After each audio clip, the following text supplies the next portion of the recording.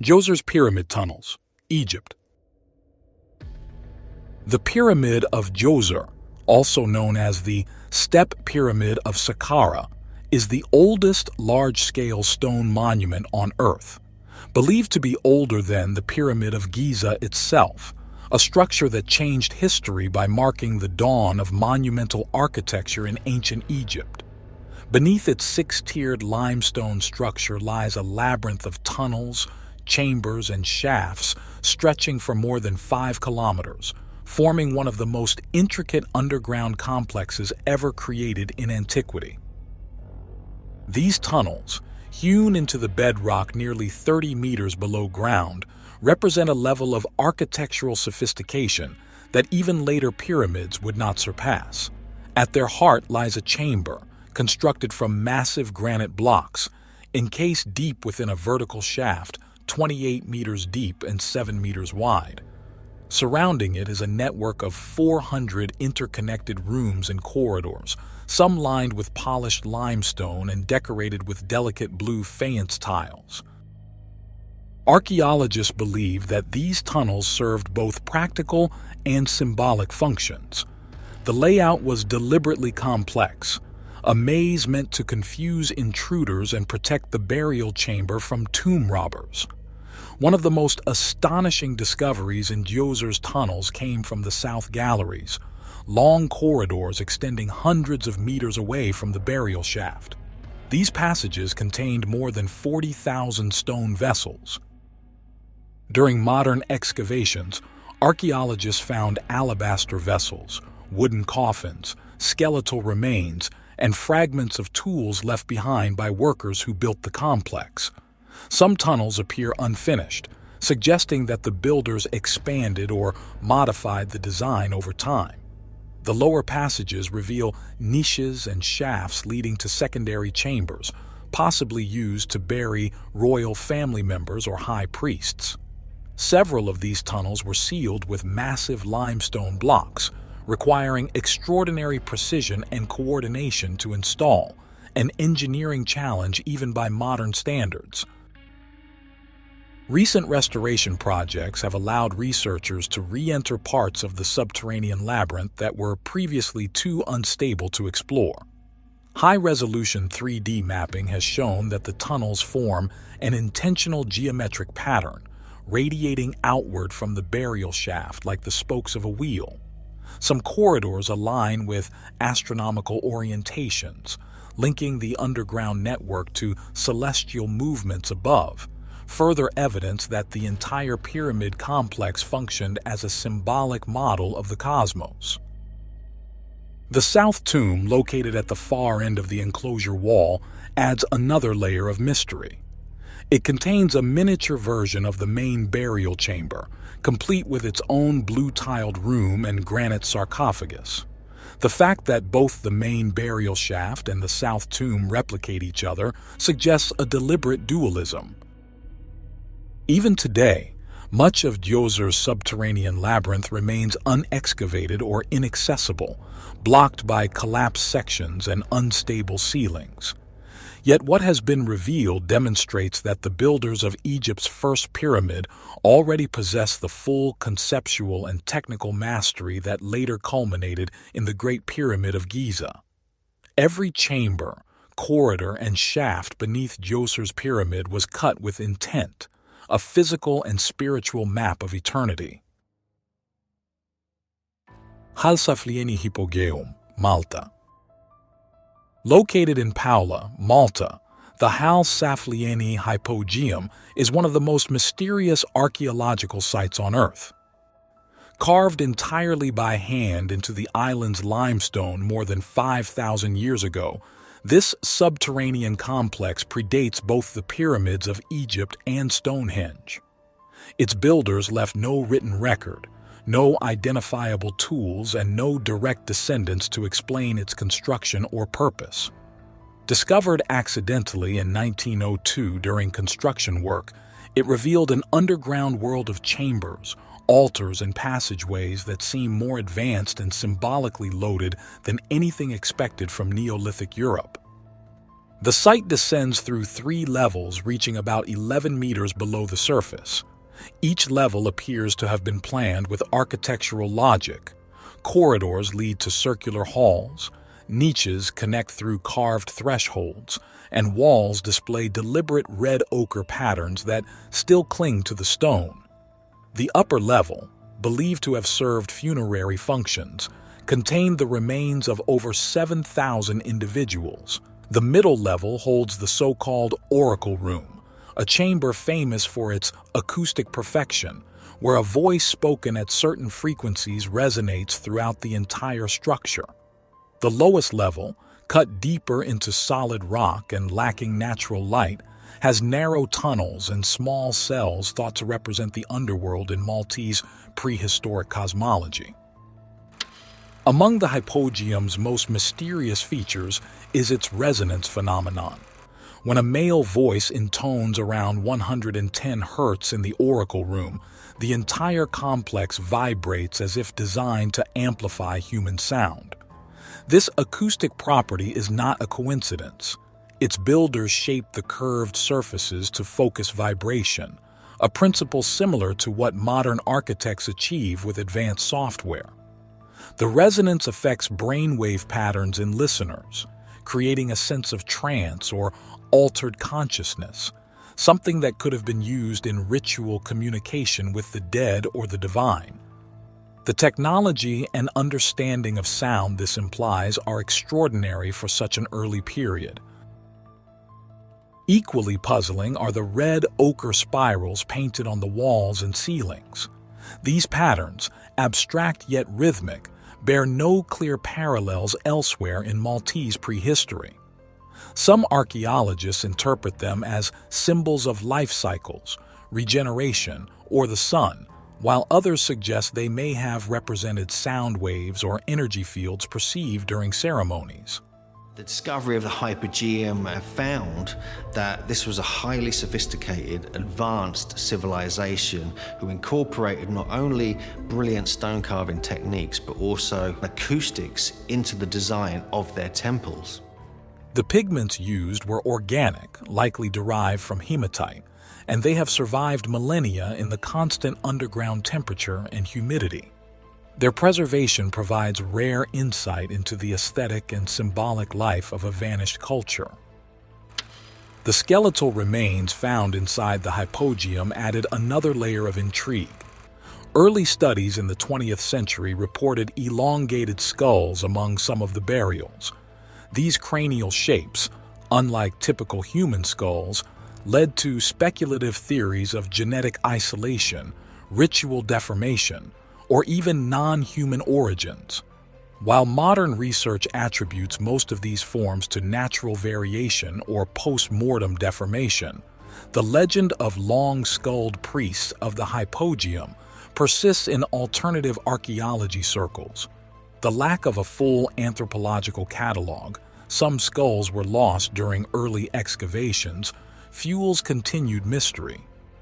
The multi-skulls, mathematically, they are so long that they are unusual because we know what the human skull looks like or should look like. It is off-putting for many people to come across a unique version of that skull. It makes you wonder why. What makes them different? Are they actually not like us? Are they from another world? Artifacts discovered within the complex deepen the puzzle rather than solve it. Small stone figures known as the sleeping lady or sleeping goddess depict a reclining woman with exaggerated curves, resting on her side in apparent peace. She is thought to symbolize death and rebirth, but her relaxed posture conveys serenity rather than mourning. Other figurines show headless or androgynous beings that challenge conventional interpretations of Neolithic religion. The craftsmanship of these statues suggests not primitive experimentation, but a mature, artistic tradition that valued abstraction, proportion, and balance. The engineering of the hypogeum itself defies expectations of Neolithic technology. The builders cut straight corridors, polished surfaces, and perfectly curved domes without metal tools. The hard limestone would have required immense labor using only stone hammers and antler picks. Moreover, the entire complex was planned with ventilation and drainage in mind. Air circulates through unseen shafts, and water never floods the lower levels despite the island's porous geology. This implies advanced environmental understanding and long-term planning that challenge the notion of simple prehistoric societies. Another striking detail is the alignment of certain chambers with astronomical points. Some researchers believe that openings in the upper levels once allowed sunlight to reach specific spots during solstices or equinoxes. This would link the hypogeum to the larger network of Maltese megalithic temples such as Hagar Kim and Menajdra, which are precisely aligned to sunrise positions. The hypogeum may have functioned as the subterranean counterpart to those surface sanctuaries, a symbolic descent from the world of light into the womb of the earth where life, death, and rebirth were enacted in ritual. Hezekiah's Tunnel, Israel. Hezekiah's Tunnel, also known as the Siloam Tunnel, is a remarkable feat of ancient engineering.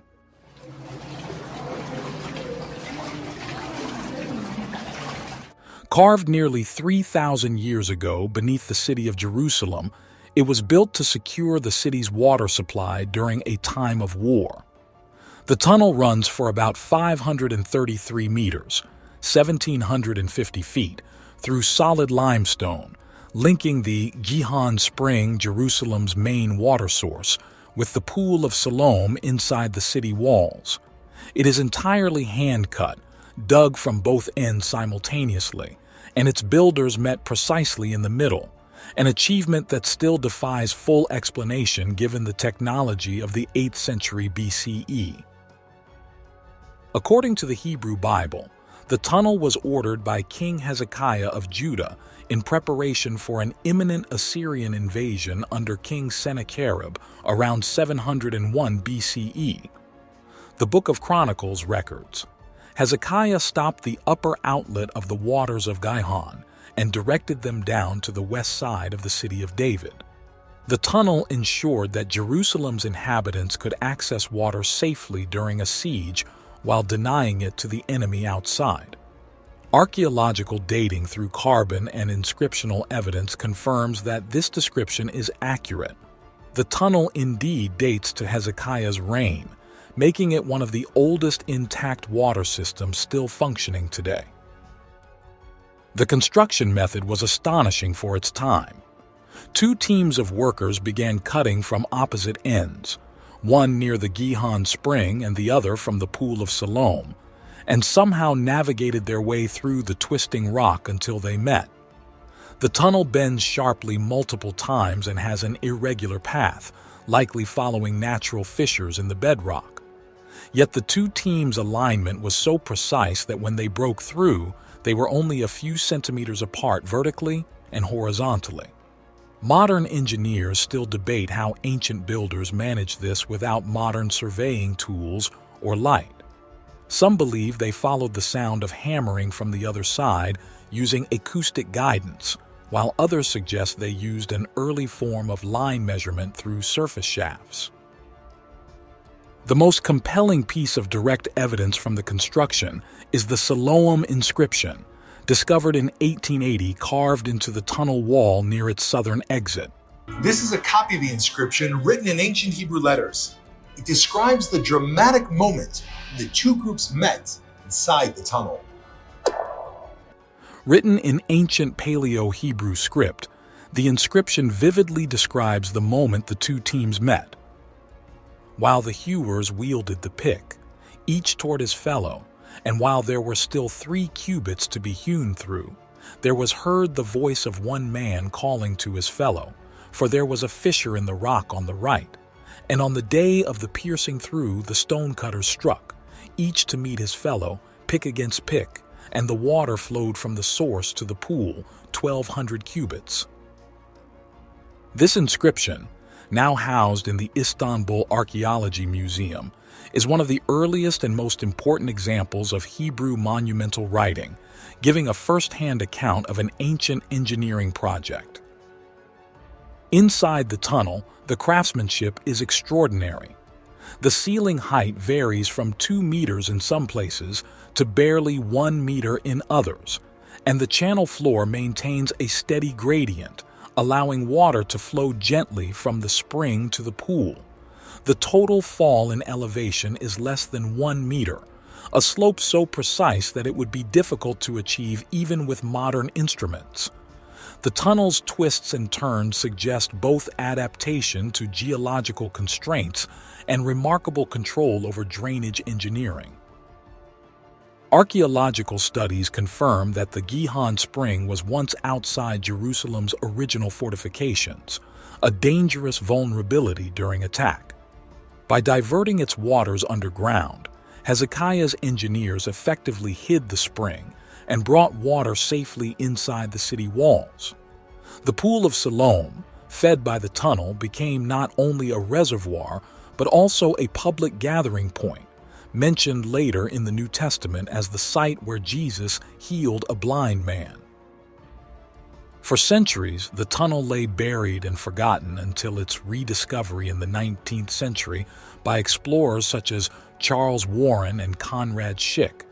Since then, it has been studied intensively and remains one of the best preserved examples of Iron Age hydraulic engineering.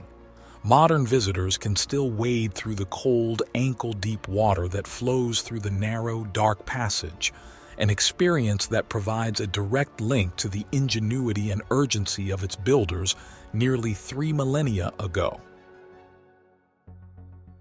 Halagye Fogu, England.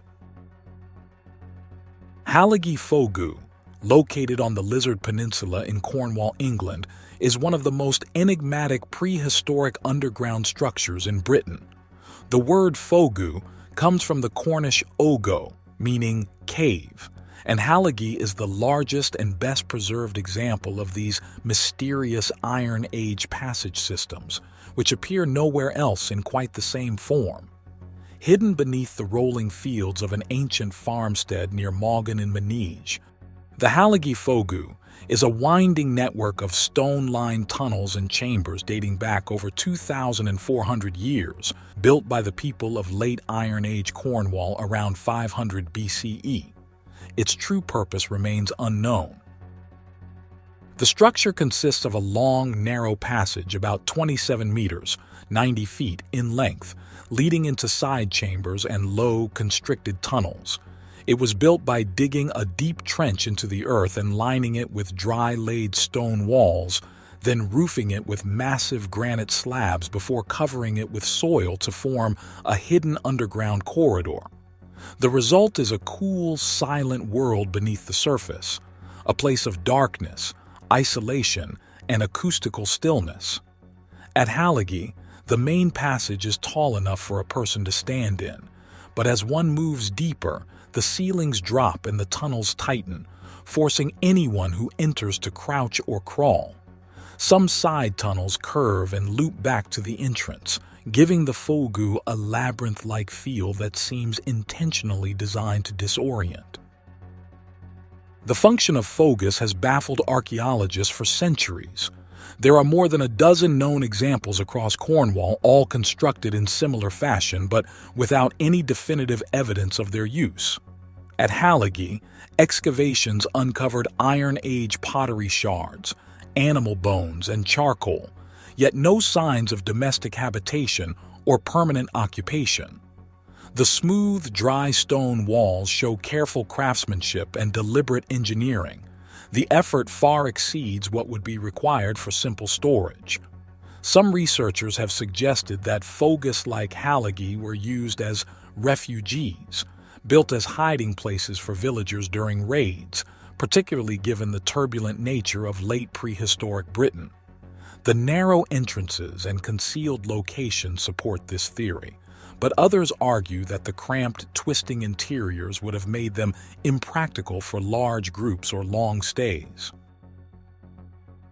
Another interpretation views Halagye as a ritual or ceremonial space. Its subterranean design evokes a symbolic descent into the earth, the womb of the goddess or the underworld, themes that appear frequently in Celtic and pre-Celtic belief systems.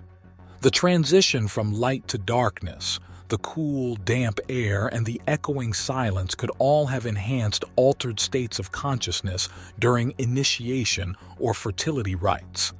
The Fogu's shape resembles a birth canal, leading some scholars to suggest that it was used for symbolic rebirth ceremonies tied to seasonal cycles or agricultural fertility. The possibility of storage use has also been considered. The constant, cool temperature inside would have made Fogus ideal for preserving food, grain, or dairy products, functioning much like later root cellars. However, the architectural sophistication and variability among Fogus imply that their purpose was not purely practical. Halagye's passages twist, narrow, and open unexpectedly, a design more suited to ritual procession or symbolic movement than to routine storage or hiding. Archaeological surveys show that Halagye was part of a larger Iron Age settlement, possibly a defended farmstead or small tribal enclosure.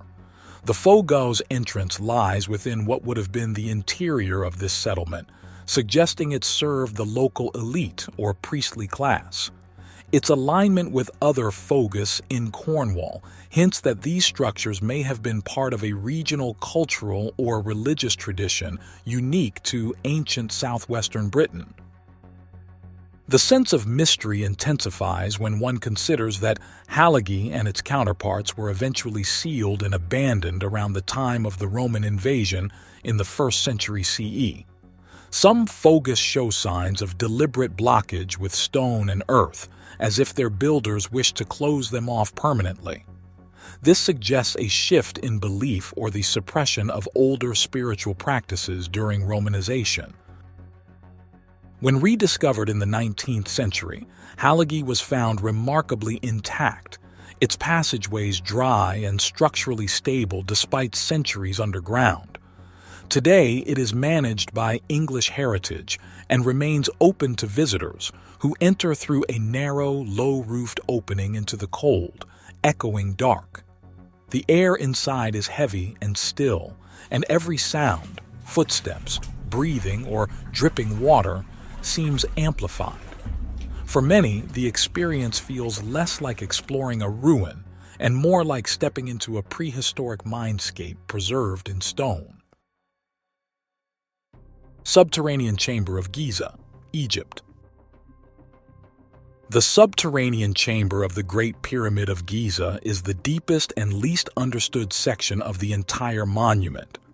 Hewn directly into the bedrock, nearly 30 meters below the pyramid's base, this chamber stands apart from the more refined king's and queen's chambers above. It is rough, unfinished, and eerily silent, as if its builders abandoned it midway, or concealed something older within. This strange lower level has fascinated archaeologists, engineers, and alternative historians for more than 2 centuries because its existence defies both logic and conventional chronology. The chamber was first explored in detail by early travelers such as Nathaniel Davison in the 18th century, and later by explorers like Colonel Howard Vyse and Flinders Petrie. They found that the passage leading to it descends sharply from the pyramid's northern face, continuing for more than 100 meters through solid limestone. The tunnel narrows as it approaches the chamber, which measures roughly 14 by 8 meters and about 3.5 meters in height. The floor is uneven, the walls unpolished, and a deep rectangular pit, sometimes called the shaft, is cut into its center, dropping an additional 12 meters into darkness. No inscriptions, no carvings, and no hieroglyphs mark the space, leaving its function entirely speculative. The engineering precision of the descending passage, however, contrasts sharply with the chamber's unfinished appearance. The tunnel is aligned almost perfectly with true north, deviating by less than 1/4 of a degree, and its slope of 26 degrees mirrors the ascending passages above. This symmetry implies deliberate planning, not accident.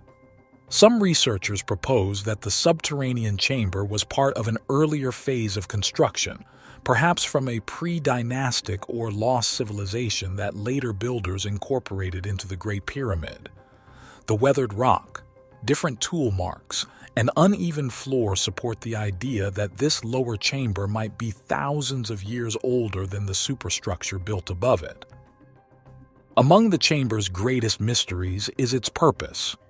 Conventional Egyptology suggests it was intended as an unfinished burial chamber for Pharaoh Khufu, later abandoned when the plan was modified. Yet no sarcophagus, no funerary equipment, and no evidence of human interment were ever found. The pit in its center complicates this explanation. Early explorers tried lowering ropes into it, expecting to find a hidden passage or chamber beneath, but it ended in solid rock after several meters. The pit seems to have been dug in stages, the upper portion roughly cut, the lower part more refined, hinting that it was later modified by someone who discovered and reused the chamber. Another enduring puzzle lies in the air quality and acoustic behavior of this subterranean space. Despite its depth, the chamber maintains breathable air through a natural draft system that seems engineered. Subtle temperature differences between the upper and lower corridors create convection, allowing continuous airflow. The sound behavior is equally strange. Certain frequencies resonate deeply through the rock, similar to the acoustic effects found in Malta's Hal Safleeni Hypogeum and other megalithic sites. Some researchers speculate that ancient builders understood these sonic properties and used them for ritual or energetic purposes, possibly related to the pyramid's geometric harmonics. Modern scans have revealed further enigmas. Ground-penetrating radar and muon tomography surveys conducted in recent decades suggest the presence of additional voids or tunnels branching off near the subterranean chamber. Japanese survey detected anomalies below and beside the chamber, possibly indicating undiscovered cavities or water-filled sections. Later data from the Scan Pyramids project in 2017 confirmed the existence of large voids above the Grand Gallery, but smaller anomalies near the base remain unexplored. If verified, these could point to an extensive underground network beneath the Giza Plateau, connecting the pyramid to nearby temples, shafts, or even the fabled Hall of Records, long rumored to exist below the Sphinx. Ancient texts and local traditions also fuel the chamber's mystique. The Arab historian al-Makrizi wrote in the 14th century that the pyramids were built to protect secret knowledge and treasures from a coming flood. Other chroniclers mentioned sealed wells and passages leading to halls of archives containing the wisdom of a lost age.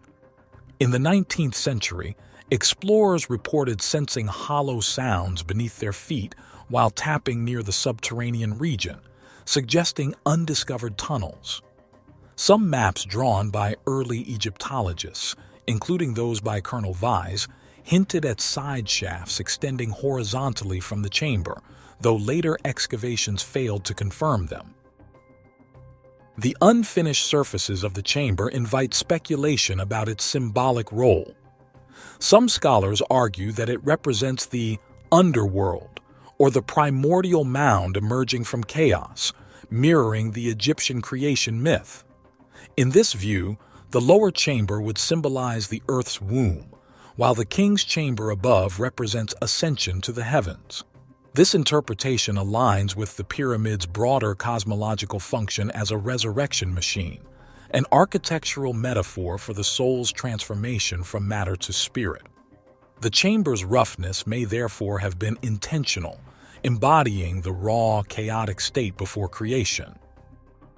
Alternative researchers have advanced more radical theories. Some propose that the subterranean chamber once served as part of an ancient power plant, hydraulic system, or vibrational energy generator. In these models, the pit may have functioned as a hydraulic chamber where water was pressurized and oscillated through the pyramid's internal ducts.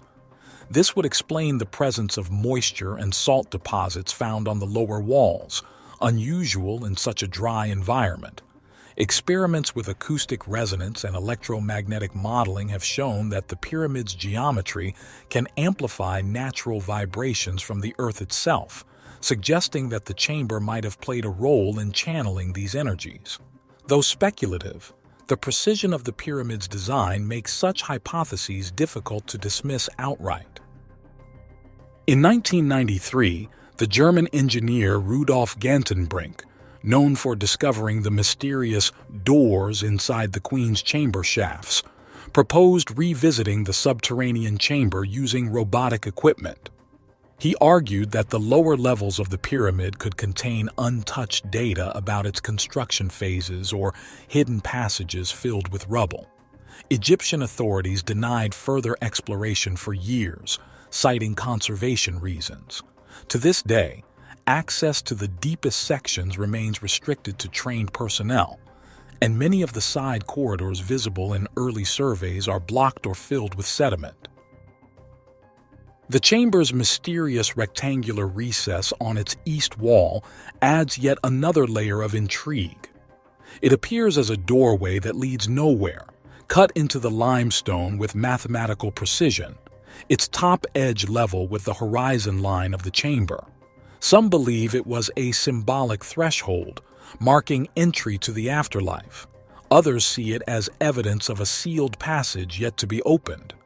The smoothness of this recess compared to the rough walls around it suggests that the builders carved it with a clear geometric intent, possibly aligned with magnetic or astronomical axes.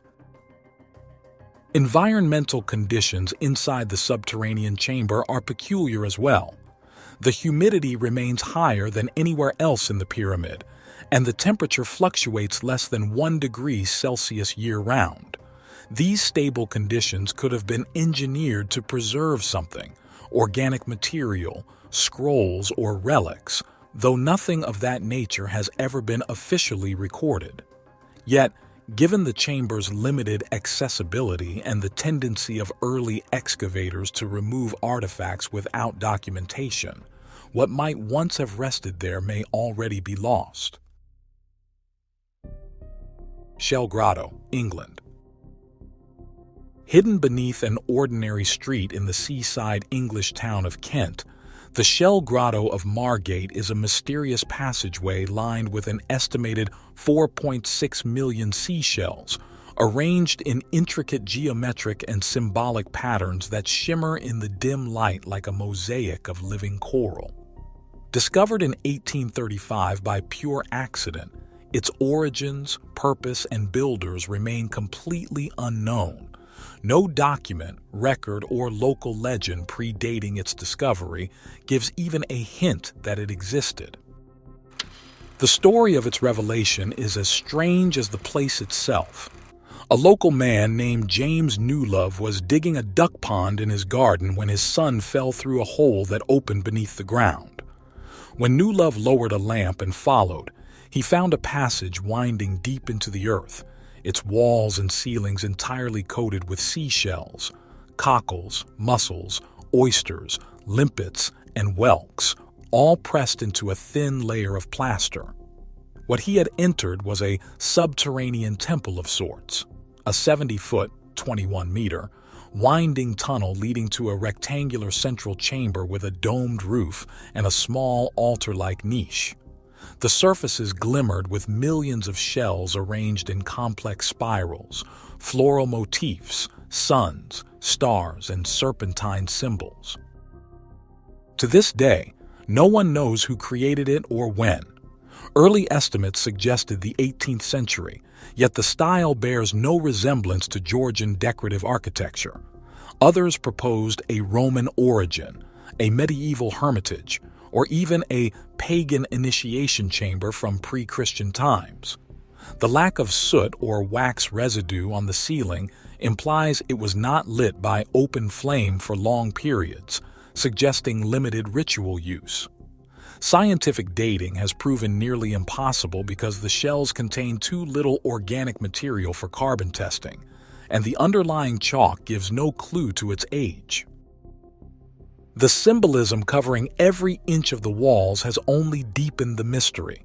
Patterns of spirals and triangles repeat throughout, evoking both Eastern and Masonic motifs. Some see solar or fertility symbols.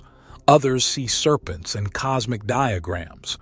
A central feature known as the altar room displays a pointed arch covered in fan-shaped shells arranged like rays of light. Above it, a dome of concentric circles could represent the heavens. The tunnel leading to this chamber narrows and curves, giving the visitor a sense of initiation or transition from the outer world into a sacred interior. What makes the grotto even stranger is its isolation. Margate has no natural cave systems, and the grotto's chalk walls are hand-carved. Whoever built it had to excavate thousands of cubic feet of rock in near darkness, and then painstakingly attach millions of shells with an adhesive mixture of chalk, sand, and fish oil. The shells themselves appear to come from both local and distant shores, indicating organized collection and transportation. The scale of labor suggests not an eccentric individual but a coordinated project, yet no record of such an undertaking exists in local archives, church records, or property deeds. Various theories have emerged over the years. Some Victorian writers imagined it as a Roman temple of Neptune or a shrine to an ancient sea cult. Others believed it was an 18th century folly built by a secret society such as the Freemasons or Rosicrucians, its shell patterns encoding esoteric knowledge. A few modern researchers even speculate it could date to the prehistoric era, when early Britons built subterranean ceremonial sites to honor natural forces. None of these theories fit perfectly. The artwork combines motifs from multiple traditions, and the craftsmanship far exceeds that of a mere ornamental grotto. Despite being studied for nearly 2 centuries, no definitive evidence has emerged about who built it or why. Its walls bear no inscriptions, no religious symbols linked to a specific faith, and no signs of habitation. The shells show no wear, implying the site was sealed soon after completion and forgotten. This absence of context makes the shell grotto one of the purest enigmas of archaeology, a piece of art without a known artist, a temple without a known god. Tunnel of Teotiwakan, Mexico.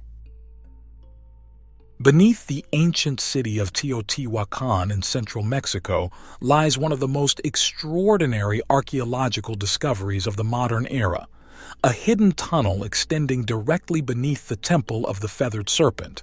Its existence had long been suspected, but it was only in 2003 that heavy rains opened a sinkhole near the pyramid's base, revealing a vertical shaft that led deep underground. What Mexican archaeologists eventually uncovered would transform understanding of this mysterious city, not just as a political and architectural power, but as a center of ritual, cosmology, and death unlike any other in Mesoamerica.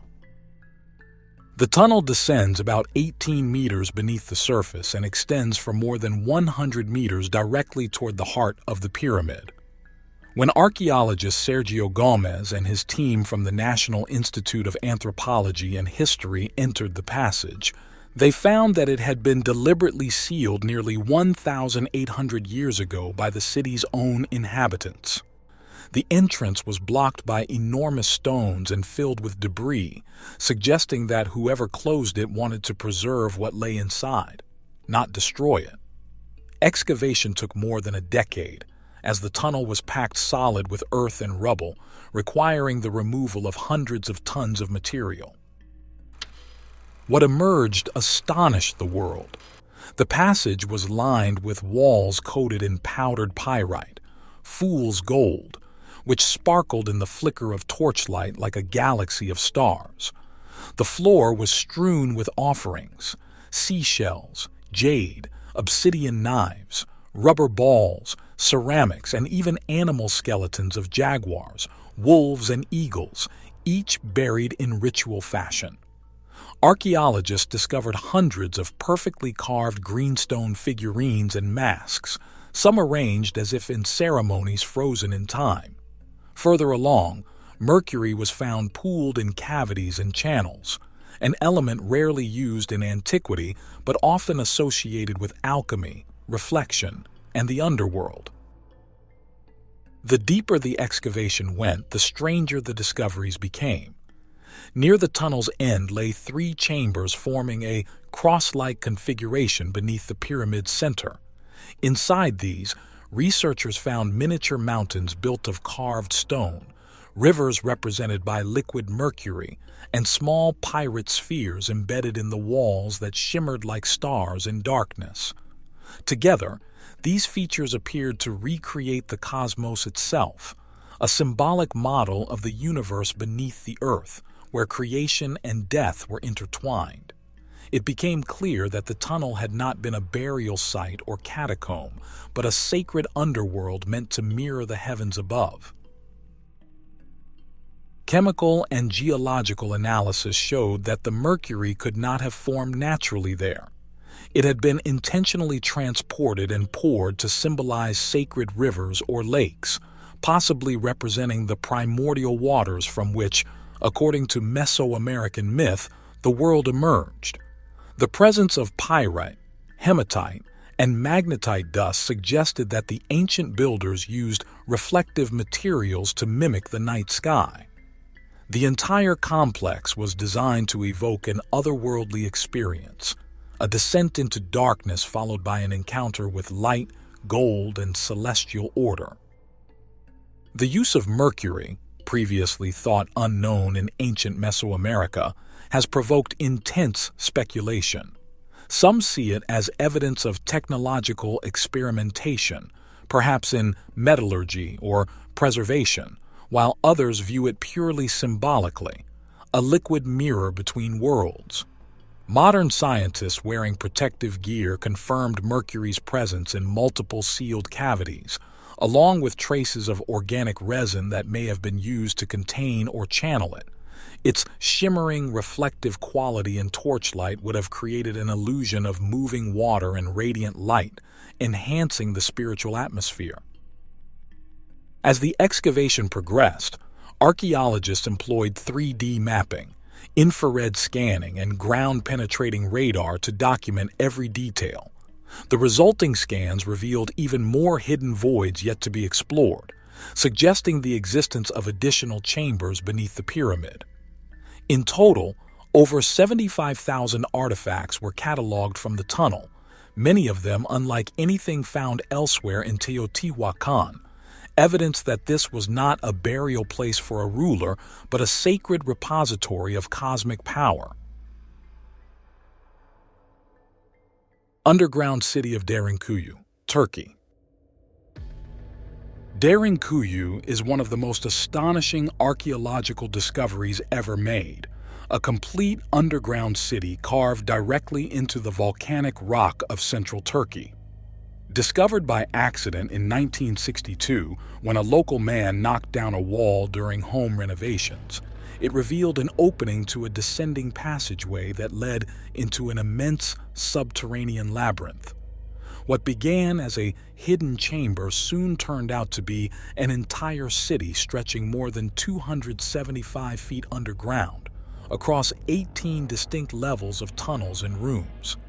It could house over 20,000 people together with their animals, food, and water supplies, forming a self-contained civilization hidden beneath the earth.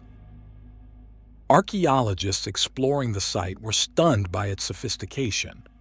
Darenuyu contained homes, storage areas, kitchens, wine presses, stables, churches, and even schools. A well over 180 feet deep provided clean water, while thousands of narrow ventilation shafts kept fresh air circulating through all levels. Every passage was deliberately designed for security. Narrow corridors forced intruders to move in single file, and massive circular stone doors, some weighing up to half a ton, could be rolled into place from the inside to seal off each section. This was not a crude refuge, but a carefully engineered underground fortress capable of sustaining life for months or even years during siege or disaster. The purpose and origin of Darenuyu remain unsolved.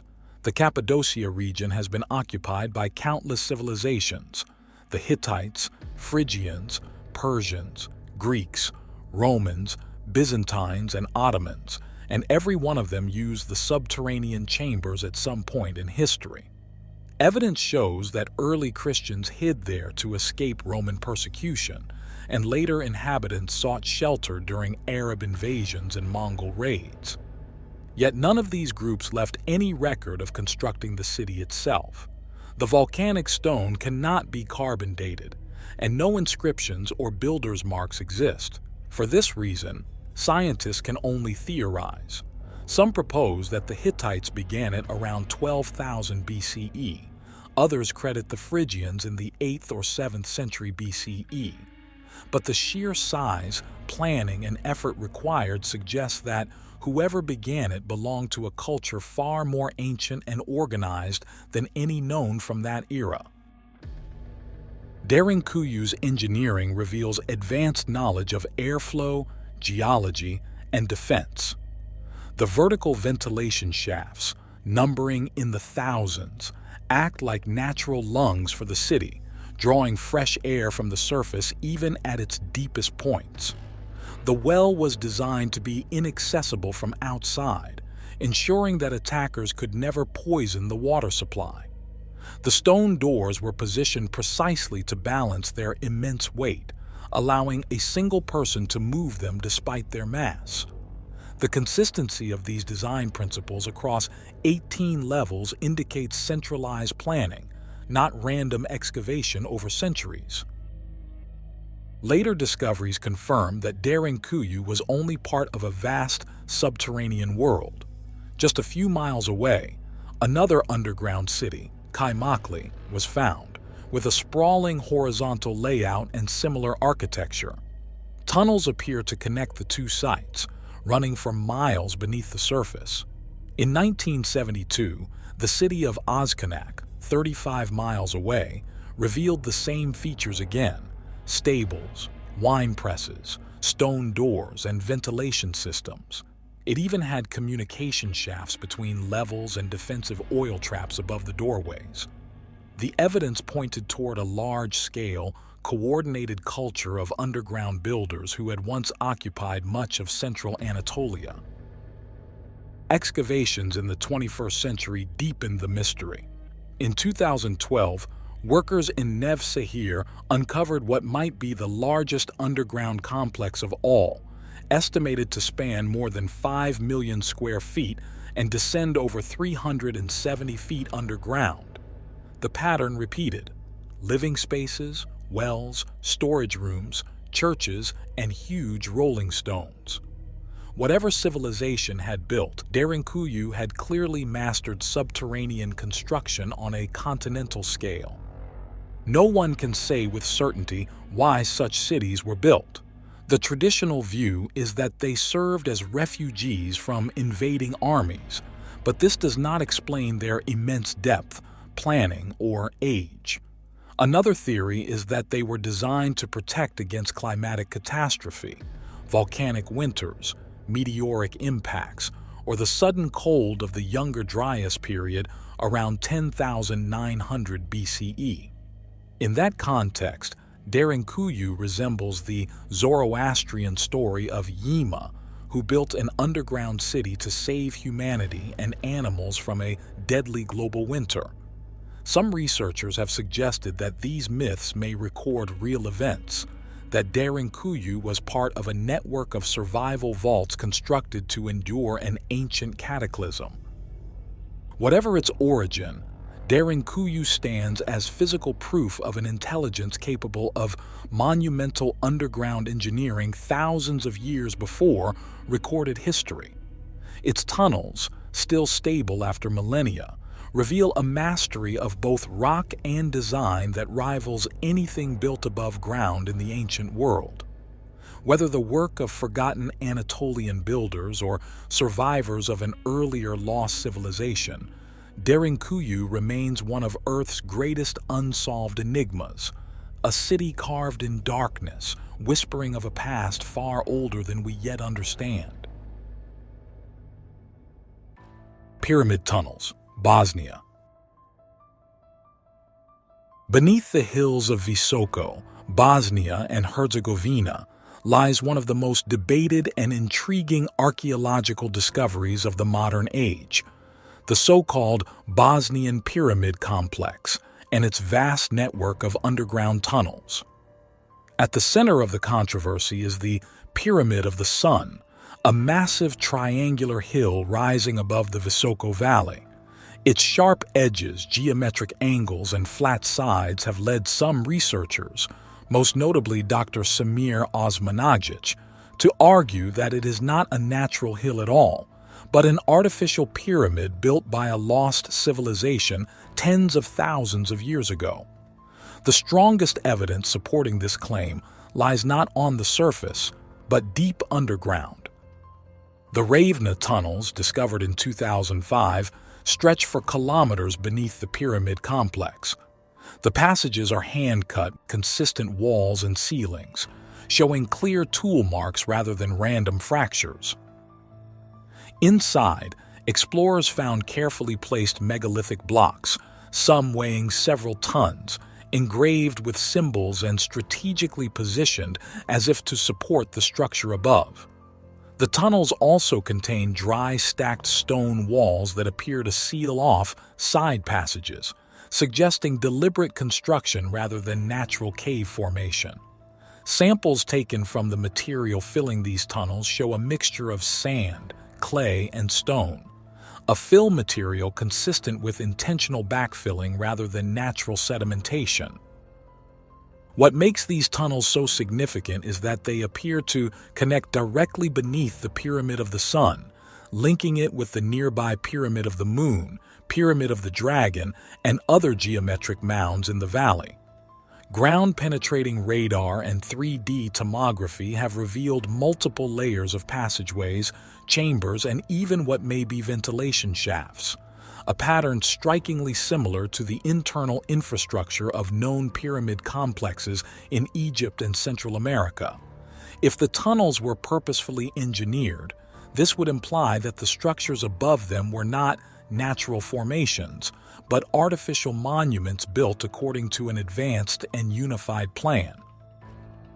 Inside the tunnels, researchers have discovered several remarkable anomalies. One of the most famous is the K2 megalith, a massive stone block shaped like an altar, weighing roughly 8 tons. Other blocks labeled K5, K7, and K8 show smooth contours and are positioned in alignment with the tunnel's direction, suggesting architectural intent. Some of these megaliths are made of a ceramic-like material that does not occur naturally in the region. Analysis conducted by independent laboratories has described it as a geopolymer concrete, composed of processed quartz and feldspar bonded with an artificial binder, a material comparable to modern high-grade concrete. If verified, this would indicate an advanced form of construction technology far older than conventional history allows. An even stranger discovery came through electromagnetic and geophysical testing. Instruments detected strong ultrasound, infrasound, and electromagnetic fields emanating from specific points in the tunnels and from the summit of the Pyramid of the Sun itself. The energy frequencies measured, approximately 28 kilohertz in the ultrasonic range, appear to be consistent and stable, pulsing upward from the pyramid's apex. Dr. Osmanagic's team has proposed that these frequencies could represent a form of ancient energy technology, possibly used for resonance, healing, or communication. While such claims remain unverified by mainstream science, The consistent nature of these readings suggests that some form of piezoelectric or geomagnetic phenomenon is indeed active within the site. The air quality of the Ravna tunnels also presents a mystery. Despite their depth, limited airflow, and lack of modern ventilation, oxygen levels remain unusually high, measured at around 20.9%, equal to open-air conditions. There is also a complete absence of harmful gases such as carbon dioxide or methane. Measurements have shown that the tunnel air is ionized, filled with negative ions at concentrations far above normal atmospheric levels. These negative ions are known to neutralize bacteria and support well-being, which may explain why visitors often report feeling unusually energized after spending time inside. From a purely engineering standpoint, such self-sustaining ventilation and air purity would be nearly impossible in a natural cave system, further implying intentional design. In 2010, archaeologists uncovered a large sealed chamber within the tunnels that appeared to lead toward the pyramid's base. Ground radar indicated hollow spaces consistent with rooms or corridors. Some researchers suggest these could be inner chambers similar to those found beneath Egyptian pyramids, potentially containing original artifacts or burial relics. So far, excavation remains slow and cautious due to safety concerns, but each new layer seems to confirm the presence of a vast, structured underground complex rather than a random geological anomaly. Supporters of the pyramid theory argue that the tunnels are the key that ties the entire complex together. Their geometric alignment, artificial fill, stable microclimate, and architectural features all point to deliberate engineering. In combination with the precise triangular orientation of the hills above, aligned with true north within a fraction of a degree, the case for an ancient pyramid structure grows stronger. Even the layout of the Visoko Valley itself resembles a large sacred complex, with multiple pyramid-shaped formations connected by energy lines and waterways. Critics counter that the Bosnian pyramids are simply natural formations shaped by erosion, and that the tunnels are old mining shafts or natural fissures. Yet no historical records, tool remnants, or mineral extraction evidence has ever been found to support a mining origin. Moreover, radiocarbon dating of organic material found between the tunnel fill layers suggests that parts of the system could date back over 30,000 years, a period far earlier than any known civilization. If those dates are accurate, the Bosnian complex would predate the Sumerians, Egyptians, and all known megalithic builders, rewriting the entire timeline of human architecture. Ultimately, the Ravna tunnels represent the strongest argument that the Bosnian Pyramid of the Sun may not be a natural hill, but an engineered monument.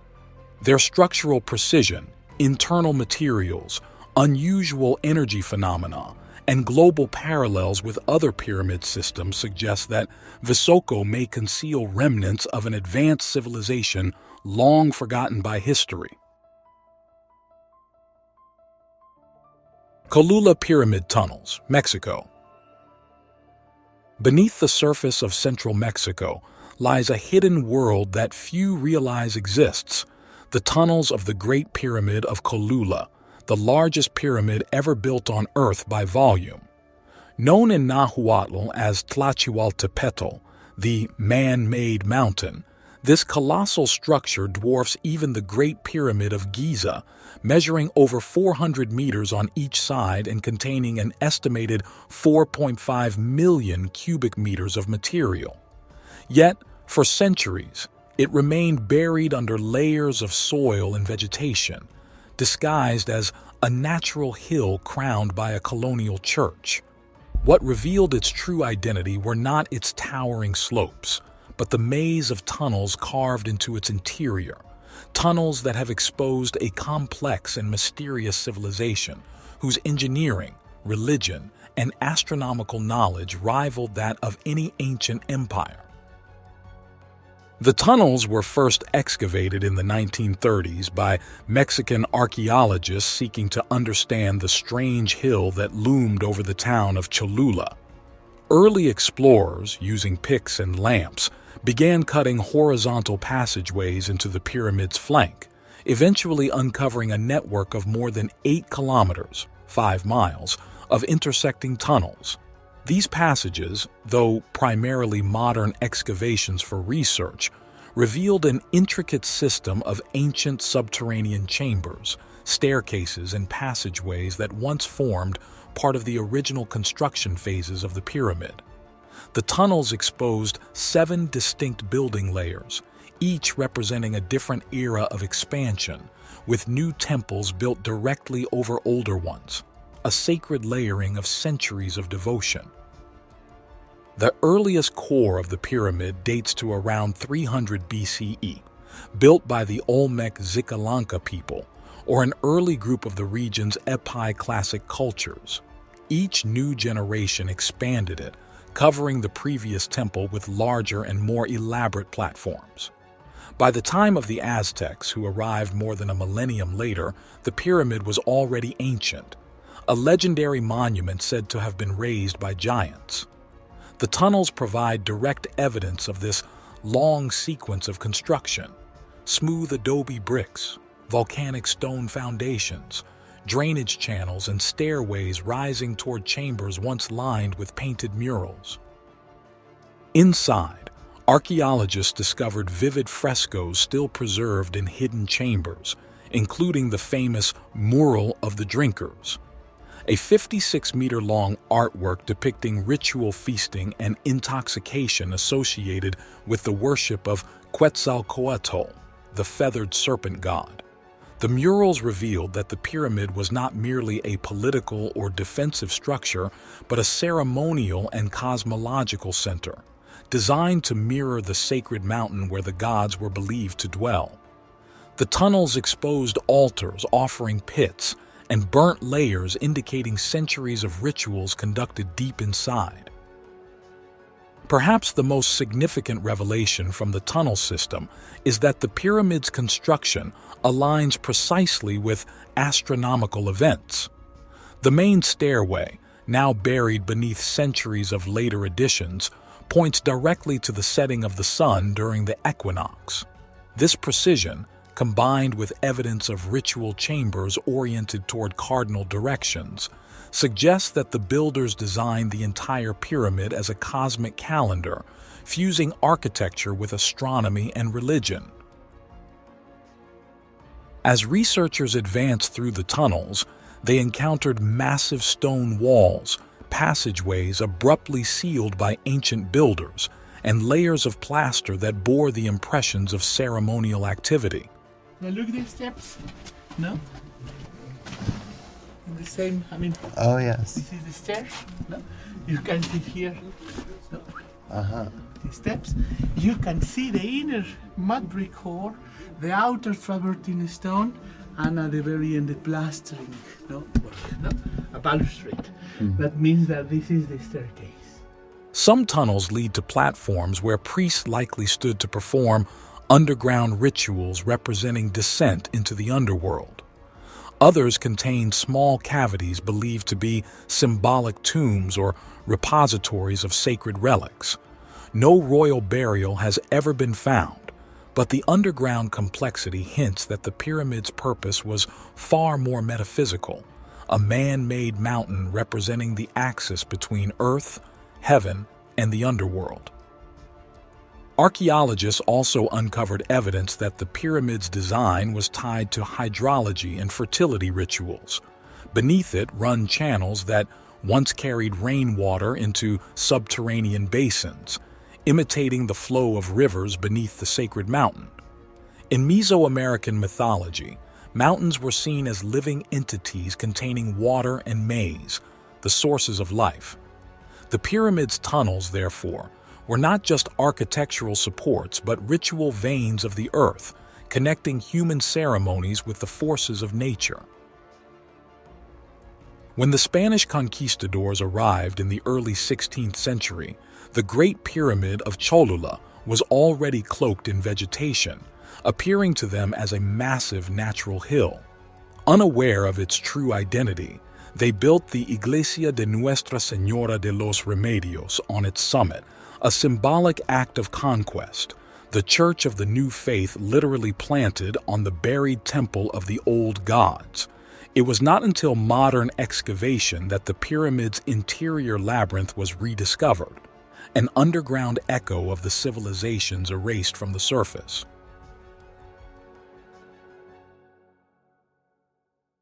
Chinshi Huang Tomb, China. Beneath a large pyramid in Xi'an, China, lies the biggest chamber in the world, one that no one has ever dared to open. A vast subterranean tomb said to contain rivers and seas of liquid mercury flowing around it, and numerous traps and mechanisms that could kill anyone who dares to enter it. Within the pyramid is a lake of mercury, that there are mechanical devices in there which will fire arrows at you if you go in, that there's a whole story about how intensely protected it is, and up to this day it's not been excavated.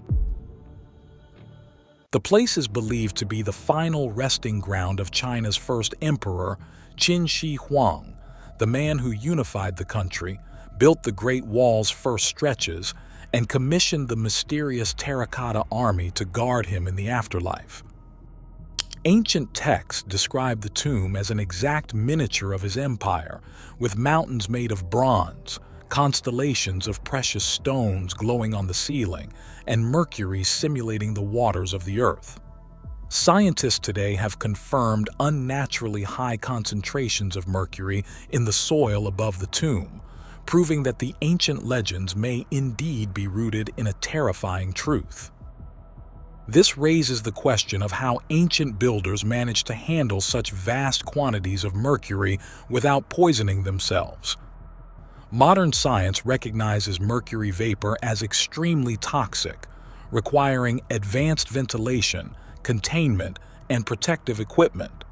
If these workers survived prolonged exposure, it suggests the ancients either possessed methods of safety and air purification unknown to us, or knowledge about the substance that has since been lost. The idea that a river of poisonous metal still flows in an underground complex built over 2,000 years ago has kept archaeologists at bay for decades. While the nearby pits filled with thousands of terracotta soldiers have been carefully excavated, the central burial mound of the emperor himself has been left untouched, sealed off like a time capsule from another world. The tomb actually covers a very large area. Only a few areas and surrounding the border part of the tomb complex have been excavated. Chinese authorities fear that opening it could destroy invaluable relics instantly due to exposure to air, light, or bacteria. But there is also another reason, a fear that the complex hides mechanisms so advanced and dangerous that disturbing them could be catastrophic. When Qin Shi Huang died in 210 BCE, his court officials went to extreme lengths to ensure that his journey into immortality would mirror the grandeur of his rule. Historical records from the ancient historian Sima Qian describe how artisans and engineers built an entire underground kingdom beneath the earth, complete with palaces, towers, and mechanical traps designed to kill intruders. The entire burial complex, covering roughly 55 square kilometers, about 21 square miles, was designed to mirror the empire's capital city of the time, Xianyang. It was surrounded by two massive walls, an inner and an outer enclosure, each rising 10 meters, 33 feet high.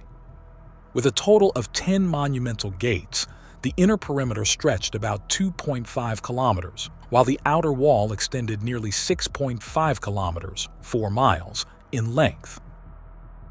The emperor's actual mausoleum is believed to lie in the southwestern section of the inner city, where a vast sarcophagus chamber, measuring approximately 50 by 80 meters, 160 by 260 feet, occupies the central space of a specially constructed subterranean hall. According to Sima Qian's ancient account, the bronze sarcophagus rests deep beneath the ground, under 3 layers of groundwater, and was ingeniously equipped with drainage systems to prevent flooding. Rising above the chamber is a towering burial mound about 60 meters, 200 feet high, with a base roughly 350 meters, 1,150 feet on each side.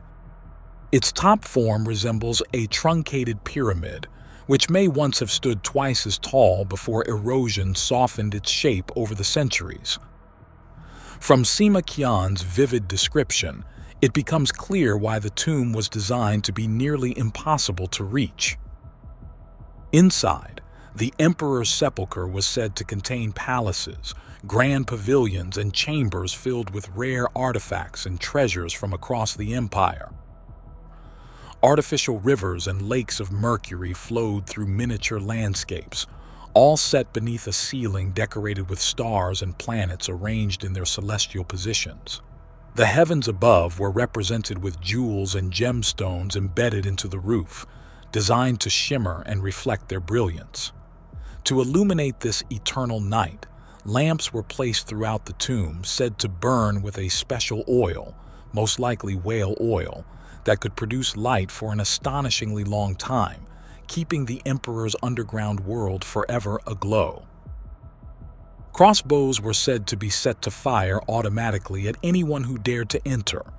The emperor's tomb was sealed so perfectly that many believe it remains exactly as it was on the day it was closed, its mechanism still primed, its air still toxic, its secrets still alive. Ground-penetrating radar scans and geophysical surveys have revealed massive chambers beneath the mound, suggesting that the scale of this subterranean palace dwarfs anything known from the ancient world. Yet no one truly knows what lies inside the central chamber, because not a single shovel has pierced its heart. Even China's most daring archaeologists have declared that the site should remain sealed until technology can guarantee the preservation of whatever lies within. Osiris Shaft, Egypt. Most people think that the pyramids of Giza are just these 3 large pyramids. However, the complex is filled with numerous smaller structures, including many small pyramids that still bear their original casing stones. There are also numerous shafts and tunnels like the Osiris Shaft, which hint at the notion that there's a massive subterranean complex below the Giza Plateau. Situated at 115 feet, or 35 meters below the surface, the Osiris Shaft leads to what is referred to as the Tomb of Osiris. It features a granite sarcophagus at the center of a chamber, surrounded by an artificial canal filled with water. The question that naturally arises is, how did they ensure a reliable water source to fill this canal? And moreover, how did they manage to maintain the water at precisely the right level?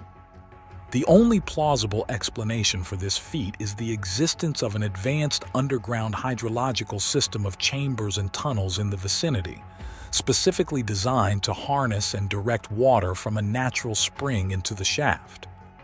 The solid bedrock in the area rules out the chance of random leaks, further supporting the theory that the water is supplied via a deliberately constructed concealed channel.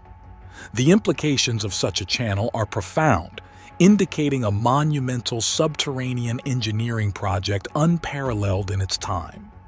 The true purpose of this subterranean structure is a mystery, and there aren't any ladders or any other method to even go down there.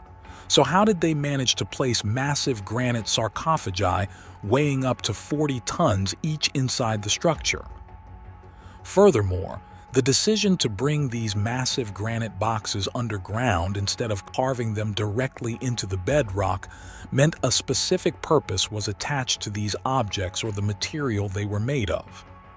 There was one sarcophagus that was not made of granite, though. It was made from dacite, a material that was not used for any other known object in ancient Egypt's history. Not only that, this material cannot be found anywhere in Africa. This means that whoever built the shaft transported this massive 40-ton dacite sarcophagus over vast distances, possibly from across the Mediterranean. The application of advanced dating techniques has revealed that the shaft is most likely at least 5,000 years old, pushing back the timeline of this site to pre-dynastic periods. Capium of Sakara, Egypt.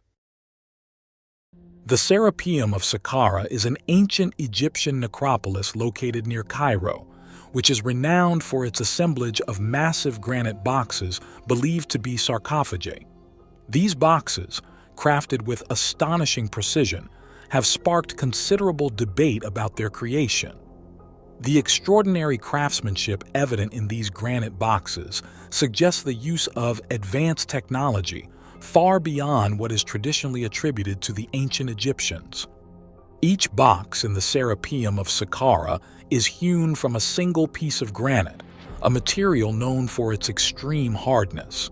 The boxes are enormous, with some weighing up to 70 tons, including the lid and base. This means that the blocks from which they were carved would have been weighing around 200 tons. The precision with which these boxes have been crafted is remarkable. Their corners are perfectly square, and the flat surfaces are exquisitely smooth, with an accuracy that rivals modern machining capabilities. This level of precision, achieved several millennia ago, is astounding and has led to the speculation that the ancient Egyptians had access to advanced technology, possibly lost to time. One of the most striking features of these boxes is their interior surfaces, which are equally precise and smooth as the exteriors.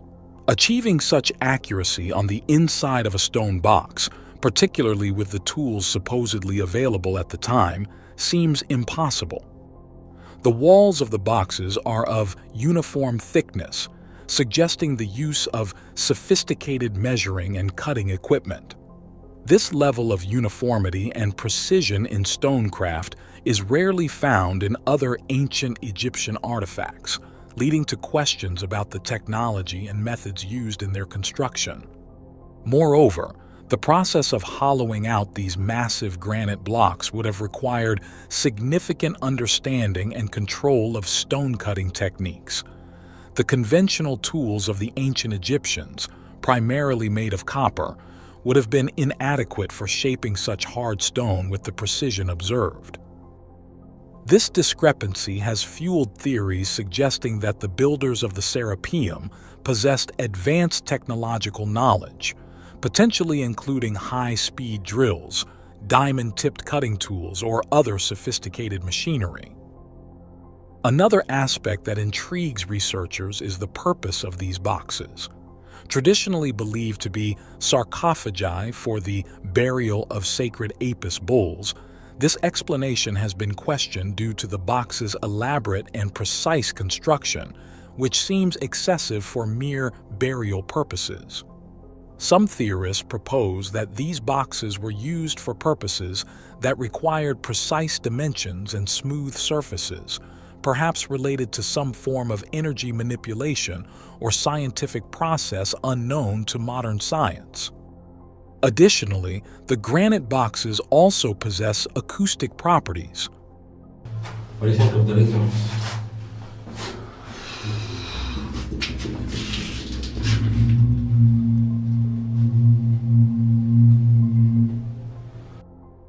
The transportation and placement of these massive boxes are also subjects of wonder. The Capium's underground tunnels are narrow and winding, making the movement of such large objects a logistical challenge.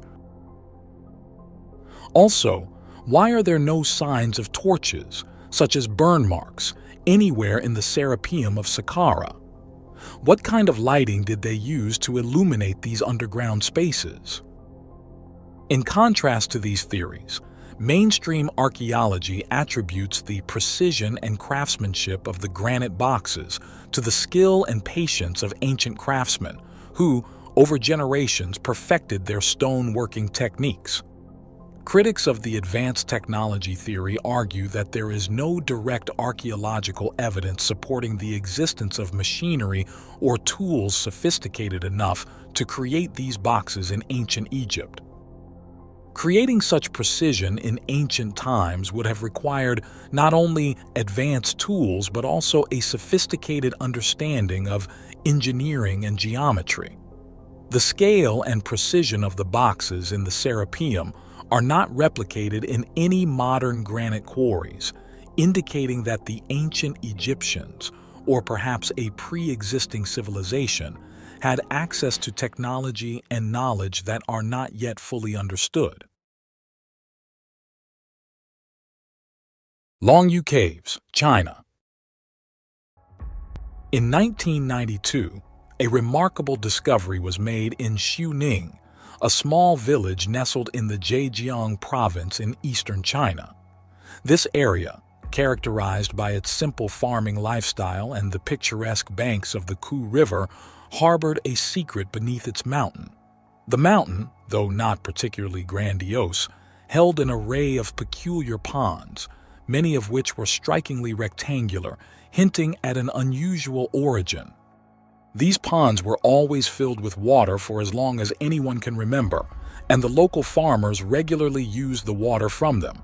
With generations of farmers using the mysterious pits without the water ever drying up, the ponds became known locally as the bottomless ponds, and were steeped in curiosity that extended beyond the oldest memories of the village elders. The name was well-deserved, as the depths of these ponds seemed immeasurable. Generations of villagers had attempted to gauge their depths using long bamboo poles, yet all such efforts proved futile, as the bottom was never felt by anyone. Strangely, there was even fishes of various sizes living in the waters of the ponds. In the summer of 1992, the mystery of these ponds deepened when a villager, during a routine fishing endeavor, caught a fish of extraordinary size, over 30 pounds, from one of these seemingly modest water bodies. This catch was significant not just for its size but for the questions it raised about the true nature of the pond's depths, where such a large fish could grow and thrive. The villager who made this remarkable catch was already known in the community for his curiosity and previous attempts to explore the depths of these ponds. Spurred by this discovery, he was determined to unravel the mystery of the bottomless ponds once and for all. To achieve this, he needed to do something drastic, drain the pond to reveal its secrets once and for all. Convincing 3 other villagers of the need to explore the unknown, they pooled their resources to acquire a water pump, embarking on an ambitious project that would challenge the myths of their ancestors. On June 9, 1992, they began the formidable task of draining one of the ponds. They operated the pump continuously, working day and night in shifts, driven by a shared anticipation of the unknown. After 5 days of non-stop pumping, the water level had receded enough to reveal the first clue that this was no ordinary pond. To their astonishment, a set of stone stairs emerged from the receding waters, descending into the depths. This initial discovery was a moment of revelation and wonder. Realizing the significance of their find, the villagers decided to intensify their efforts. They acquired 4 more water pumps, dramatically increasing their capacity to remove the water. For 17 days, they continued their relentless endeavor, watching as the water level slowly dropped and the full extent of their discovery began to unfold. What they found was nothing short of monumental. As the final remnants of water drained away, they stood before the entrance to a vast, man-made cave. The pond that had long intrigued and sustained their community was, in fact, a skylight or rooftop entrance to a massive ancient subterranean complex. This discovery challenged everything the villagers knew about their surroundings and history. The Longyu Caves, as they would come to be known, represented a marvel of ancient engineering and craftsmanship. In total, there were 24 caves. 14 of these caves were collapsed, but those that were intact all showcased perfectly flat floors and ceilings angled at a precise 45 degrees. Although the caves were not interconnected, they were still all aligned with their floors on equal levels. In fact, there were caves that were made one next to the other, separated by as little as 20 inches or 50 centimeters. How is such precision possible? The caves themselves were enormous, with vast chambers carved out of solid rock extending deep into the earth. The precision of the carvings, the smoothness of the walls, and the sheer scale of the excavation suggested a level of sophistication and organization that was unheard of in the annals of ancient Chinese history. The cave's design was both intricate and functional, with channels and pools that indicated a complex understanding of hydraulics and water management. Despite their ancient origins, the caves had withstood the test of time, remaining structurally sound and largely free of debris or sediment, which added to the mystery of their purpose and the identity of their creators. Another mystery is the fact that there is no evidence of smoke residue on the walls or ceilings. So, how did they illuminate the caves while they were working on them? Spanning an average of 11,000 square feet each and soaring up to heights equivalent to a 10-story building, these caves collectively cover an area akin to 3.5 city blocks. Estimates suggest that without advanced technology, carving these would have taken centuries, excluding the time needed for the intricate chiseling and decorative work that adorns the caves. Such a massive undertaking hints at imperial sponsorship, yet remarkably, these caves were not known to history.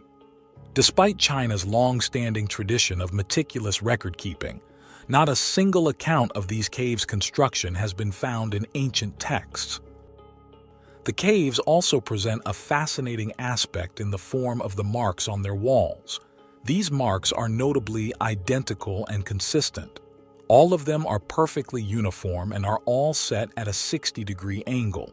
This led many to believe they were made by some sort of advanced technology. Intriguingly, these marks closely mimic those produced by contemporary machinery, leading to comparisons with the patterns left by modern drilling equipment. When the marks in these ancient Chinese caves are compared to those made by our current drilling machines, the resemblance is uncanny, almost identical in nature. This raises the provocative question: did the creators of these caves possess technology akin to what we have today? Calculations suggest that the construction of the Longyu Caves would have involved the removal of millions of cubic meters of rock. Given the average density of sandstone, which is around 3 tons per cubic meter, the total weight of the excavated material would be monumental, easily amounting to millions of tons. One of the things that's baffling is that there's no evidence of their construction. One of the other things that mystifies them is that there isn't any evidence of the people that built these caves. There's no villages or cemeteries or work areas. Over 1 million metric tons of stone were removed from those caverns, but when archaeologists go around the area, they can't find any of it. Such a massive quantity of rock would have left a significant mark on the landscape, creating large mounds of debris akin to the spoil heaps associated with modern mining operations. Yet, the region around the caves shows no sign of the massive piles of rock that would be expected from such extensive quarrying activity. But these 24 caves are not the only ones that possess all of these traces of advanced technology. In fact, there are thousands of similar caves all across China. If we go 100 miles north, we can find the Huashan Grottos.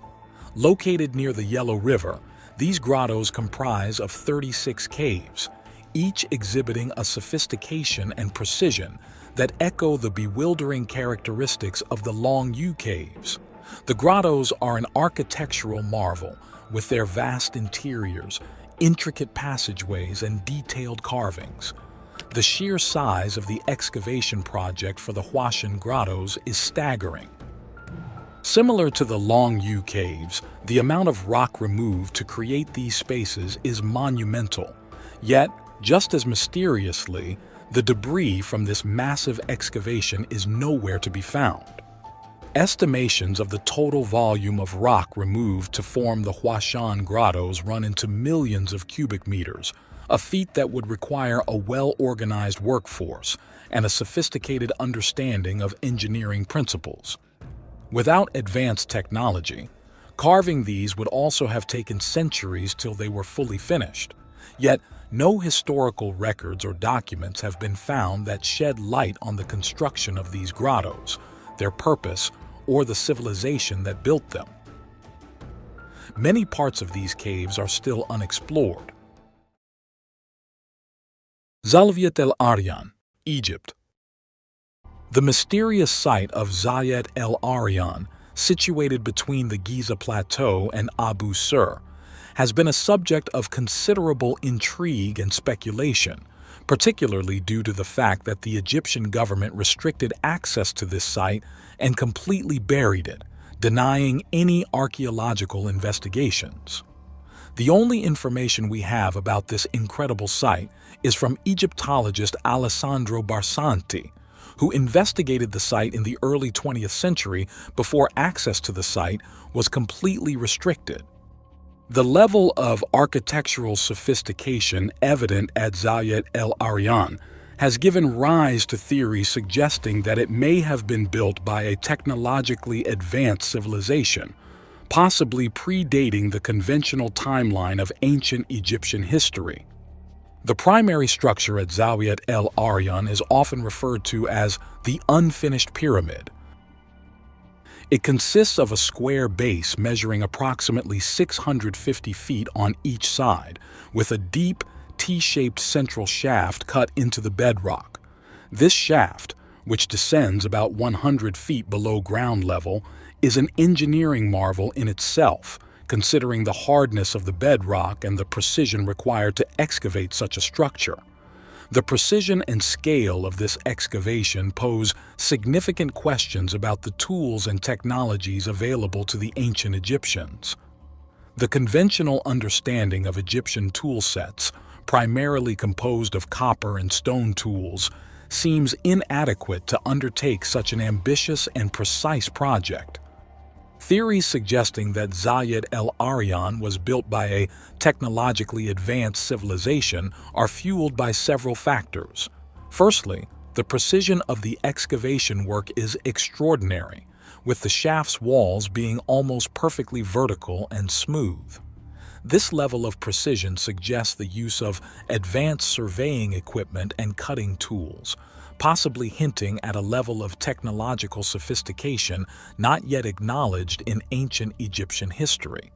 The argument is further supported by the lack of any hieroglyphics or inscriptions at the site, which is unusual for Egyptian monumental structures and leaves the pyramid's purpose and the identity of its builders shrouded in mystery. The strange thing about the site was that the pit was intentionally filled with a tangled mass of heavy limestone blocks, hinting at a deliberate effort to conceal or protect whatever lay beneath. After excavating the limestone blocks with which the site was buried, Barsanti and his team found a massive foundation of pink granite blocks, which differed from the previously uncovered limestone blocks. One of these blocks was enormous, weighing around 30 tons. The discovery of this granite block, along with subsequent findings of more granite blocks and an enormous 30-ton pink granite block forming the foundation of a sort of pavement, led Barsanti to believe that he had found the entrance to a subterranean world, possibly filled with untold treasures or significant historical artifacts. One of the most remarkable discoveries at the Zviet del Arian site was a large oval vat made of pink granite, polished like a mirror and intricately carved out of one of the pavement blocks. The vat's protection, involving a layer of lime and a thick bed of well-spread clay, suggests it held great importance, possibly containing something of value or significance. The side walls of the vat were lined with a black band, possibly the residue of some liquid, pointing to its use in a unique and unknown process. The vat's design and the evident efforts to preserve its integrity suggest it was an integral part of a sophisticated process, possibly related to energy generation or storage.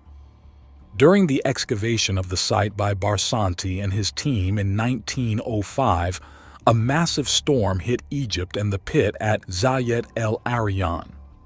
The torrential rains filled the pit with over 10 feet of water. Incredibly, a few hours after the storm, the water level in the pit abruptly dropped. Surely, Barsanti asserted, this must be because the water was seeping down into some sort of subterranean chamber, into the hidden apartments he believed were waiting to be found beneath the pit. Between the weight of the blocks, the cement-like mortar, and the interlocking pattern, the work was the most difficult his team had ever undertaken. But to Barsanti, this only proved his point. Surely, whoever had constructed the site had gone to such great lengths to make the blocks of the floor unmovable because they were meant to conceal a hiding place, something extremely important. Unfortunately, the work was so difficult that, again, Barsanti ran out of money before he could solve the mystery. Then World War I broke out, shutting the sites of Egypt down to further exploration. In 1917, Barsanti unexpectedly died at the age of 59. Rather than continue Barsanti's work, Egyptologists simply forgot about the site, leaving the mystery of what lay beneath it unsolved. The sudden restriction of access to the Zviet del Arian site by the Egyptian government in the 1960s, just as interest in its mysteries was renewed, only deepens the intrigue. A military base now stands over the site, and no one can enter it. While definitive proof remains elusive, the architectural complexities and unexplained features of the Zviet del Arian site, coupled with its proximity to the Great Pyramid, suggest that it may have been part of an advanced technological system for energy generation and distribution in ancient Egypt. Kara horeshaft, Russia. The remote and rugged region in the North Caucasus, in the Kabardino-Balkaria Republic of the Russian Federation, is a place of towering mountains and untamed wilderness. Yet, in 2011, Arthur Zhemukov, who is a Russian speleologist, which is the scientific study and exploration of caves, made an astonishing discovery at the Kara Hora mountain peak, one which would completely shatter our understanding of ancient human history. There, he found a deep, narrow, vertical shaft, seemingly swallowed by the earth itself. It was made of parallel stone slabs that seemed perfectly geometrical, as if they were artificially made. Zhemukov and his team decided to venture deeper, and what they discovered within the shaft was nothing short of extraordinary. The walls were straight and polished, extending 40 meters or 130 feet deep into the mountain, before opening into a wide underground hall with a height of 36 meters, about 118 feet. The straight walls of this shaft were constructed from large megalithic blocks that fitted together at right angles with minimal gaps. There were even large stones that looked like columns. Overall, the explored dimensions of the shaft, from the upper part all the way to the lower platform, span more than 100 meters, around 350 feet. Artur Zhemukov and his team were completely stunned. They concluded that whatever this prehistoric structure was, it was undoubtedly an artificial construction of an enormous scale. They found perfectly straight and polished narrow walls that go 40 meters deep into the mountain. Arthur Zemikow noted that the polished walls made of megalithic blocks were very similar to those found at the shafts of the Egyptian pyramids, precisely the Grand Gallery at the Pyramid of Khufu, the blocks of which are approximately the same size. And like the advanced ancient structures of Egypt, this ancient gallery also most likely served some kind of advanced technological function and was probably part of a larger structure. It took more than an hour for the expedition to even reach the bottom of the structure, which requires extensive climbing experience and endurance. And it's believed that there are additional chambers and channels that go much deeper underground, which are still undiscovered. Due to the colossal size of the underground shaft, only a small part of it is explored. The climbers advanced 100 meters deeper, and they ran into narrow passages in which they couldn't enter. The team concluded that this structure, whatever it was indeed man-made, as there were no analogues anywhere among other cave systems in the world, especially caves possessing polished flat parallel walls, rectangular blocks with straight edges, the presence of what seemed like a solution between the perfect fittings of the blocks and the absence of oblique cracks characteristic of tuff. But how is this possible? How could gigantic 200-ton perfectly flat stone blocks be assembled with such precision into such a narrow shaft deep underground? What kind of technology was used for the construction of the Kara horeshaft? Additional expeditions inside the shaft were made by Vadim Chernobrov, head of the Kosmopoisk, which is an organization that researches different anomalies in Russia. Vadim and his team, together with Arthur Zemikow, climbed inside the shaft and filmed the experience for a documentary featured on Russian TV.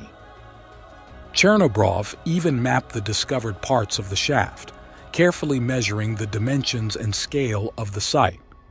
Here is a photo of the map made by Chernobrov. As you can see, this does not look like any other known cave anywhere in the world.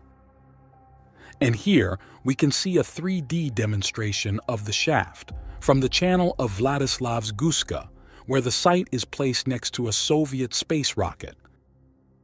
It certainly looks more like an artificial structure rather than a natural cave. Moreover, who knows how deep it actually goes and what else is hiding underground? But if this is an advanced prehistoric man-made construction, what was its purpose? There were various theories. According to Vadim Chernobrov, this was a man-made structure which was not intended for human habitation due to the narrow passages, where even a child cannot squeeze through, together with the numerous tiny holes where a human hand can hardly fit.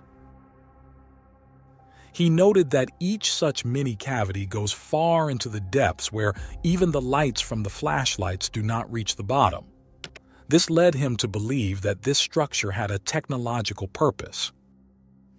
He noted that the mysterious cavities inside the Egyptian pyramids, which he visited numerous times, were also not intended for the movement of people and served some kind of technological purpose, just like the Kora horeshaft.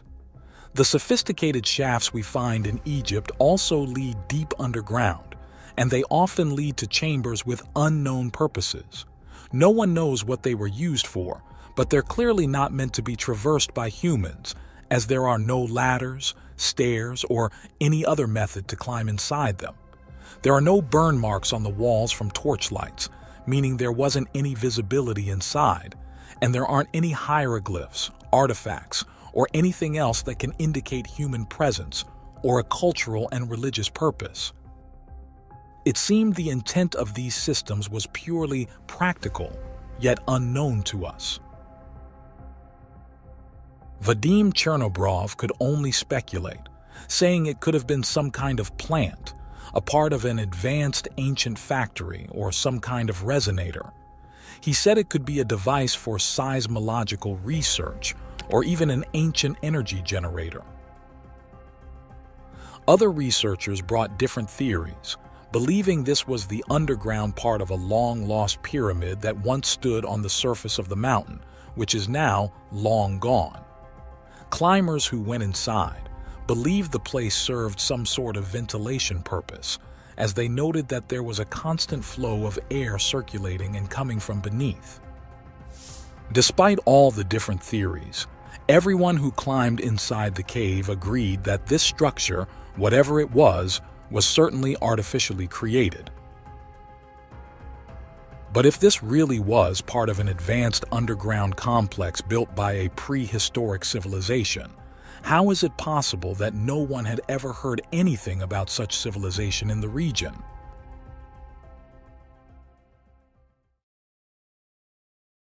Sika, Georgia. Sika, located in eastern Georgia about 10 kilometers east of Gori, is one of the oldest and most remarkable cave cities in the world. Carved directly into a sandstone cliff overlooking the Mitgvari River, its name means Fortress of the Lord, and for nearly 3 millennia it served as a religious, political, and cultural center of the ancient Caucasus. What makes Sika extraordinary is that it was not simply a collection of caves. It was a complete urban complex cut entirely from rock. Streets, temples, dwellings, prisons, wineries, theaters, and even a sophisticated drainage system, all sculpted by hand into the mountain. Archaeological evidence dates its earliest layers to around 1000 BCE, making it contemporaneous with the early Iron Age kingdoms of Anatolia and Mesopotamia. At its height, between the 6th century BCE and the 1st century CE, Sika functioned as a major pagan city-state and trading hub along the Silk Road that connected the Black Sea with Persia. The architecture reflects this dual purpose. It combines functional dwellings with monumental ritual spaces. The upper level of the city, accessible through winding rock-hewn streets, contains over 700 caves and chambers arranged in terraces that cascade down the cliffside. Each was carved with surprising precision into the soft sandstone, sometimes featuring columns, benches, and vaulted ceilings. At the city's center stands the Hall of Queen Tamar, the largest and most impressive of all chambers, measuring nearly 9 meters wide and 20 meters long. Its tall arches and side niches resemble early basilicas, but it was originally a pagan temple dedicated to the sun goddess. Later, during Georgia's Christianization in the 4th century CE, many of these sanctuaries were converted into churches. In the 9th and 10th centuries, a 3-nave stone basilica was built atop the highest point of the complex, still visible today, symbolizing the city's transition from pre-Christian worship to Orthodox Christianity. One of Sika's most impressive achievements is its water and ventilation system. Narrow channels carved into the rock carried spring water to dwellings and public areas, while vertical shafts allowed airflow through even the deepest chambers. The city was also equipped with storage pits, wine presses, and ovens, indicating that it could support a large population independently for long periods. During its peak, Sika likely housed up to 20,000 inhabitants, including priests, merchants, and artisans. Its strategic position on the Silk Road made it an ideal waypoint for caravans moving between Europe and Asia. The city's layout suggests deliberate urban planning. Main roads were carved into the rock, connecting administrative buildings, noble residences, and temples. Some streets were lined with channels for runoff, while others opened into squares that may have been used for trade or ceremony. The combination of architectural order and natural terrain gives Sika a maze-like quality. Each level reveals a different aspect of daily life, from private homes to vast halls for ritual gatherings. Uplist Sika's decline began in the 13th century, after repeated invasions by the Mongols and the rise of nearby Christian strongholds such as Gori. By the 14th century, the city was largely abandoned. Yet even in ruin, it retains a profound sense of scale and ingenuity. Visitors who walk through its sunlit chambers can still see the chisel marks left by ancient stonemasons, and the acoustics in the great halls remain almost perfectly tuned for voice and chant. The site's hybrid character, part city, part temple, part fortress, makes it unique among ancient settlements. Unlike other cave cities such as Cappadocia's Darenuyu, Uplist Sika was not built underground for concealment or refuge. It was carved openly into the cliffside as a permanent, monumental expression of power and faith. It reflects an early form of monumental rock-cut architecture that prefigures later wonders such as Petra in Jordan and Lalibela in Ethiopia. Excavations have revealed artifacts including gold jewelry, ceramics, bronze tools, and religious icons, confirming that Uplist Sika was both a spiritual and economic hub. Its blend of local Georgian style with influences from Persian and Hellenistic architecture suggests deep cultural exchange. Scholars note similarities between Uplist Sika's columned halls and temples from Anatolia and Urartu, reinforcing the idea that it was a crossroads between East and West long before the classical era. Today, Uplist Sika stands as one of Georgia's most important archaeological monuments and a UNESCO World Heritage candidate. From above, its honeycomb of caves resembles a stone labyrinth molded by time. From within, it feels like a living fossil of human civilization. As sunlight filters through its carved arches and the wind echoes through its empty corridors, one senses that Uplist Sika was more than just a city. It was a bridge between earth and sky, between the pagan gods of stone and the Christian heavens that eventually replaced them.